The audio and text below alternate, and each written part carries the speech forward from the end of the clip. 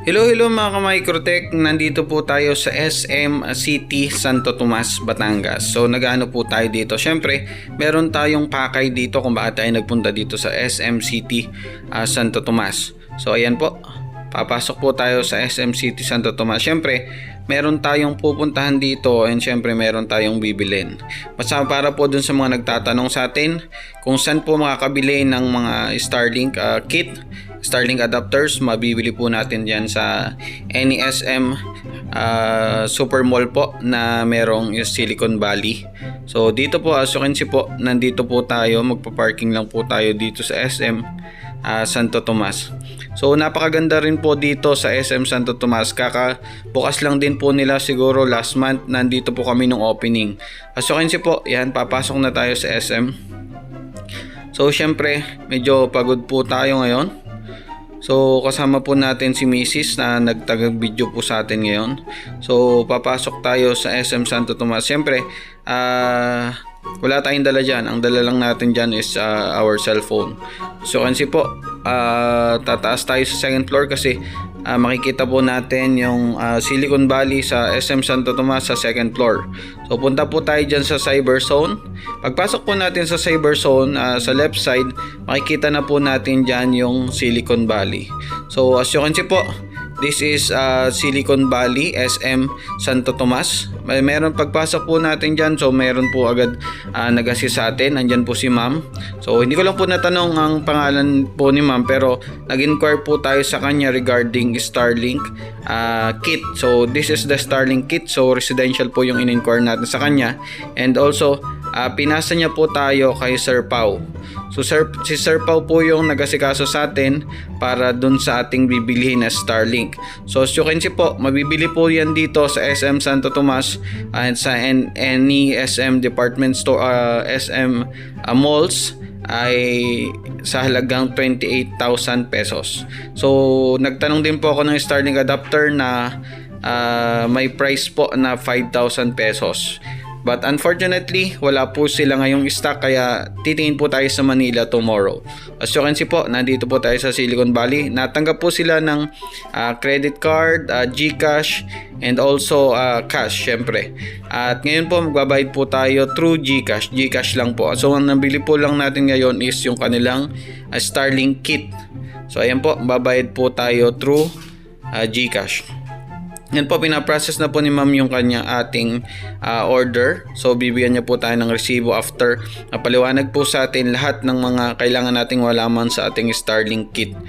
As you can see po, yan, nagbayad po tayo through GCash ng 28,000 pesos. Para po dun sa mga inquire ng mga Microtech configurations and also Starlink. So hindi po kami ang direct supplier ng Starlink po. Ang ating po mga supplier ng Starlink natin is sina Idol Yam Was TV and also si Young Man's Trading from Lucena. So ayan po, binuksan na po natin yung ating Starlink kit. As you can see po, yan po yung stand ng Starlink. Okay, ilabas po natin yung kanyang dish. Yan, check po muna natin bago po natin ilabas dito sa Silicon Valley. Tetest lang po natin ni Sir Pau. Shoutout po kay Sir Pau. Si Sir Pau po yung nag-assist po sa atin.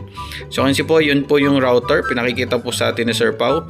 Pag bibili po kayo dito sa Silicon Valley, just make sure po, ma-check nyo po lahat. Yung dish, yung router, yung kanyang mga cables, and also bukod po dyan sa mga nagtatanong po, bukod po dito yung Starlink cable natin or Starlink adapter natin na mabibili natin sa presyong 5,000 pesos sa Starlink, sa starlink.com and also dito sa Silicon Valley. So para po sa nagtatanong po kung saan pa po mabibili bukod sa Silicon Valley, meron po tayong mabibilhan sa starlink.com. Pwede po kayong gumamit ng inyong mga card, Paymaya. So pero po mas mabilis po kung pupunta po kayo sa Silicon Valley or dadirect po tayo sa ating mga supplier na nagde-deliver nationwide, which is sa ating kaibigan na si Yamwas TV and also sa ating kaibigan na si Sir Young Man's Trading. As you can see po, pinapaliwanag po sa atin ni Sir dito, pinapacheck sa atin kung nag-open na ba, in-open niya yung kanyang ating router. As you can see po dito, makikita po natin hinahanap pa rin natin pero hindi pa rin natin makita. Siguro nag-ano pa lang to. Nagre-restart po yung router ng Starlink. Okay, i-refresh po natin. So matagal po yun, kailangan natin maghintay. Yan. So kasi po dyan, lumabas na yung Starlink 2.4 and 5G natin. So working po yung router natin. So ayan po, i-back na lang po natin ito. So kasi po dito, salamat po sa Silicon Valley sa pag-assist po sa atin. Syempre, masaya na naman tayong uwi kasi meron tayong nabiling Starlink. So ito pong Starlink po natin ay gagamitin po natin sa mga video tutorials and also sa ating mga vlogs na gagawin natin sa mga susunod na mga videos po natin. So para po sa mga inquiries regarding Microtech configuration sa Starlink, so magawa po tayo ng mga vlogs regarding the tutorials and basic configurations ng Starlink. And also para po sa mga mag-a-avail sa atin ng mga Microtech filters, meron po tayong available Microtechs na mabibili nyo po sa halagang 4,900 pesos plus shipping fee po. So we deliver nationwide through LBC and through JNT. So maraming salamat po sa panonood ng ating vlog, and also lagi po tayong mag-iingat sa lahat po ng ating gagawin.